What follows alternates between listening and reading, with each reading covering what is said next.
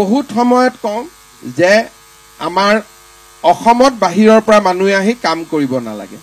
যেতিয়াই আমি অসম চৰকাৰে নীতি বনাও হাইকোৰ্টে কোৱাছ কৰি দিয়ে যে ইণ্ডিয়া ইজ ওৱান কাণ্ট্ৰি, গতিকে আপোনালোকে তাৰ ইয়াৰ মাজৰ প্ৰবাহটো বন্ধ কৰিব নোৱাৰে।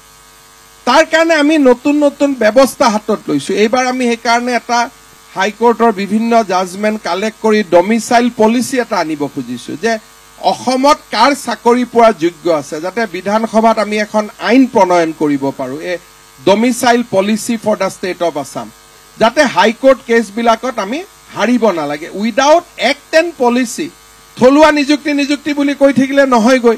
সেইকাৰণে এইবাৰ আমি বিপ্লৱ শৰ্মা কমিটিৰ লগতে ৰজিতা খুৱাই we want to bring an act যে অসমত চৰকাৰী চাকৰি পোৱাৰ যোগ্যতা কোন কোন মানুহৰ। আমি বহুত সময়ত কওঁ যে আমাৰ অসমত বাহিৰৰ পৰা মানুহ আহি কাম কৰিব নালাগে।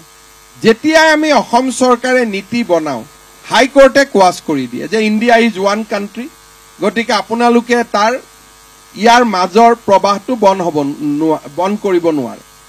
তাৰ কাৰণে আমি নতুন নতুন ব্যৱস্থা হাতত লৈছো। এইবাৰ আমি সেইকাৰণে এটা হাইকোৰ্টৰ বিভিন্ন জাজমেণ্ট কালেক্ট কৰি ডমিচাইল পলিচি এটা আনিব খুজিছো যে অসমত কাৰ চাকৰি পোৱাৰ যোগ্য আছে, যাতে বিধানসভাত আমি এখন আইন প্ৰণয়ন কৰিব পাৰো, এই domicile policy for the state of Assam, যাতে হাইকোৰ্ট কেছবিলাকত আমি হাৰিব নালাগে। উইদাউট এক্ট এণ্ড পলিচি থলুৱা নিযুক্তি বুলি কৈ থাকিলে নহয়গৈ।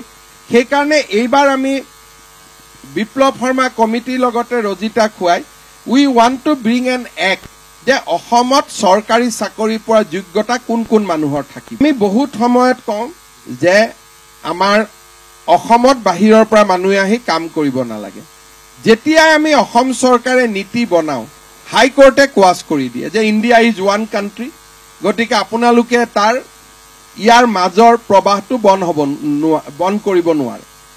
তাৰ কাৰণে আমি নতুন নতুন ব্যৱস্থা হাতত লৈছো। এইবাৰ আমি সেইকাৰণে এটা হাইকোৰ্টৰ বিভিন্ন জাজমেণ্ট কালেক্ট কৰি ডমিচাইল পলিচি এটা আনিব খুজিছো যে অসমত কাৰ চাকৰি পোৱাৰ যোগ্য আছে, যাতে বিধানসভাত আমি এখন আইন প্ৰণয়ন কৰিব পাৰো, এই domicile policy for the state of Assam, যাতে হাইকোৰ্ট কেছবিলাকত আমি হাৰিব নালাগে। উইদাউট এক্ট এণ্ড পলিচি থলুৱা নিযুক্তি বুলি কৈ থাকিলে নহয়গৈ।